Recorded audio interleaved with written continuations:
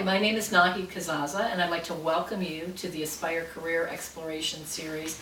Today I have Ellen Clark with me, and Ellen runs a successful skincare company with all these great products that you can find online and in spas and salons, and I use quite a bit of them myself.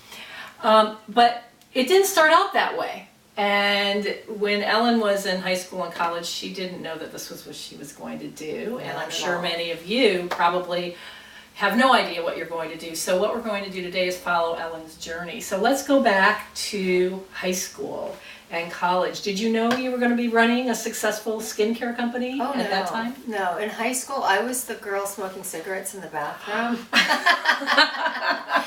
I mean, I got through high school and I did good enough to get into college and went to college my first year in Santa Barbara, and it wasn't working for me. It was too big of a school, and I came home feeling defeated after my first year and went to the junior college. Fortunately, my mother just kept batting for me. You know, it's always good to have somebody in your court when you feel like you're falling to pieces going, come on, keep going, keep going.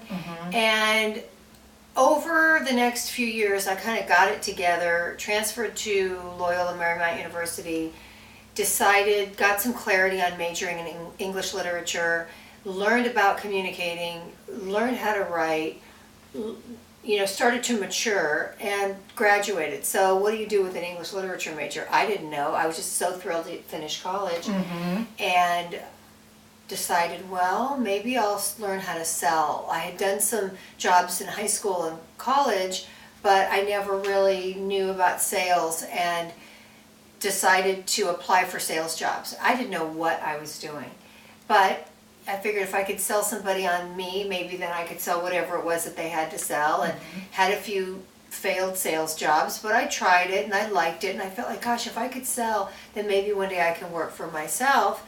And I would go to Entrepreneurial magazine had a bookstore actually at the time, and I would go and I would check out how to open your own gift basket company. That was big in the day. How to open your own restaurant. And I would read these things and I would think, oh gosh, one day I'd like to have my own business. I don't know how that's ever going to happen.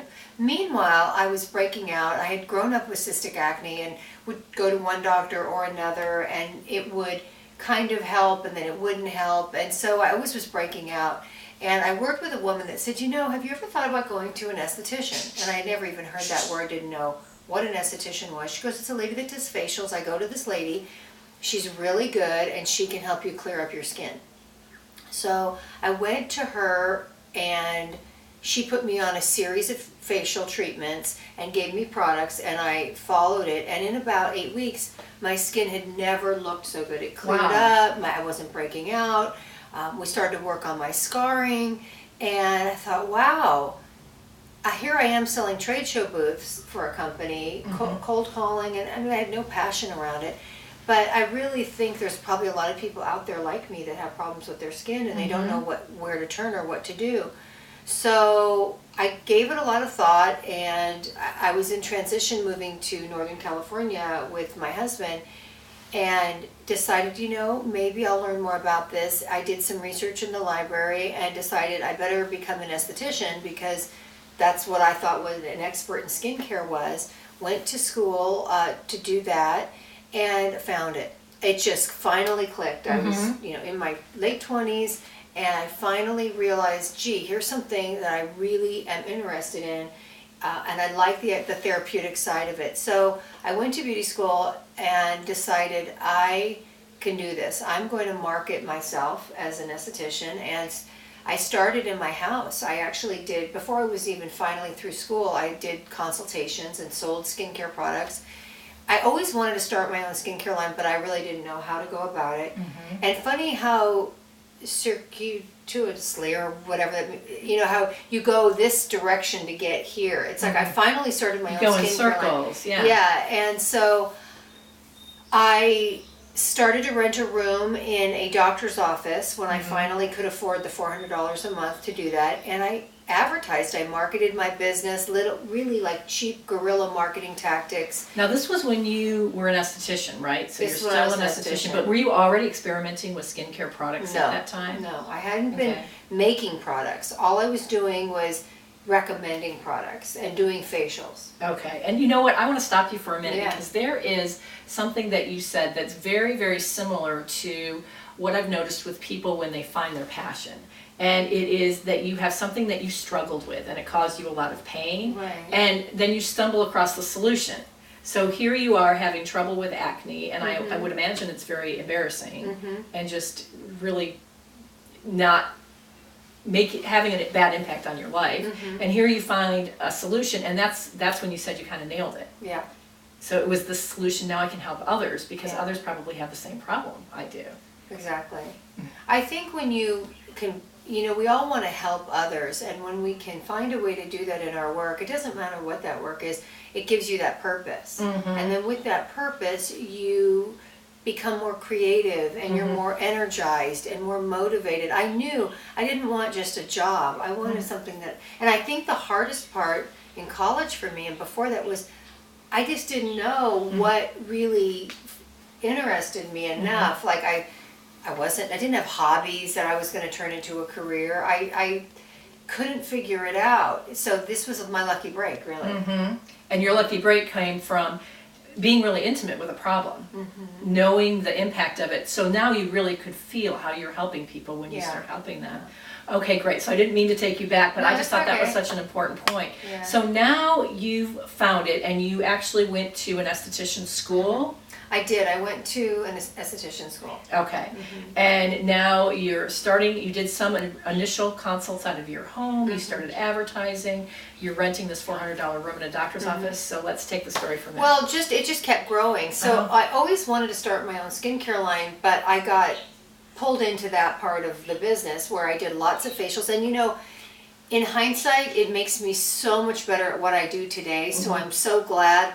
I thought all I wanted to do was start a skincare line for professionals, but what I found was that it wasn't going to happen like that. I had to go this direction before I came back to creating my dream brand of products.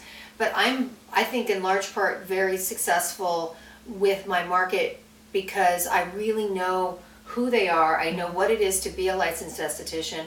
I know the problems, the challenges, and the opportunities. And so when I speak to my target market, I was them. I know what they have to deal with. I know how hard it is.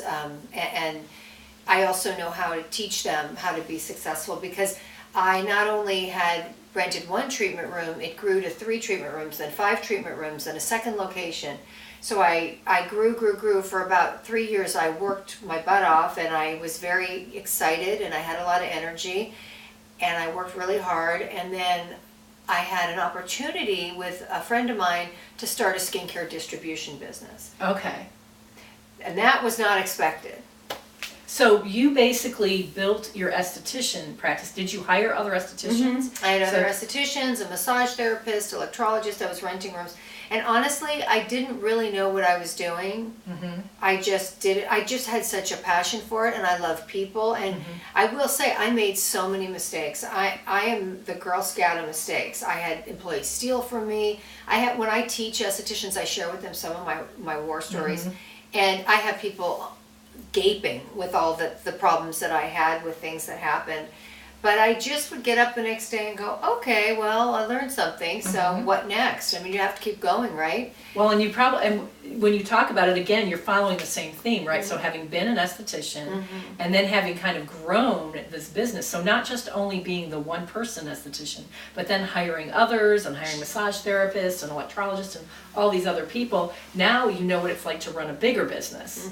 And all these people now are your clients because you're providing skincare products for them. So how did the break happen? How did the opportunity show up? So actually it was an ex-employee of mine who wanted to know if I would distribute products with her. She needed capital investment. We had to buy the distribution for the state of California. So we both invested equal amounts of money and basically we got the product in inventory. And So this was somebody else's product at this time. This was a product, a European product. Okay. But what was so great was I started having to go teach the products and teach to licensed professionals. Okay. So I was doing facials and I had employees, but this made me have to go sell Okay. So it took me out to beauty schools, it took me to teach advanced classes, and I happen to know a lot about advanced clinical skincare because that's what I specialized in, and a lot of estheticians didn't know much about it, and I was good at that. So yeah, so then with my distribution business, we started to add more and more skincare lines and products, and we found a lab that would make products for us, and that was my first taste at custom formulating skincare products. Okay. And I liked it, and I was very excited about it. So meanwhile, on a fluke, I went at night for my master's in clinical psychology because I wasn't getting pregnant, and I thought, well, I want to do something else. So it was a crazy time. I would go to night school, and then which make psychology, like, go figure. But that's turned out to be great in business. And so all these extra, if you have taken classes in weird things that you think I just did this for fun, or a painting class, you never know when it's going to come back to fit into your business model. And I had no idea, but that was the case. And so then my business partner, like 4 years into it, wanted to buy me out. And she approached me and said, basically, I really want to own this myself. And she was much older than me, and I think wanted the company for her legacy, for her family. So I sold my half of the business to her, and it was perfect timing for me because my daughter was 6 months old.